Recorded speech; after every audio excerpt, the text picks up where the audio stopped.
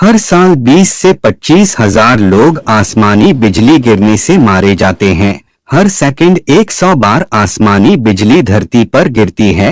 एक वैज्ञानिक शोध के अनुसार अगर ग्लोबल वार्मिंग इसी तरह से बढ़ती रही तो 21वीं सदी के अंत तक आसमानी बिजली गिरने में 50% की बढ़ोतरी हो जाएगी।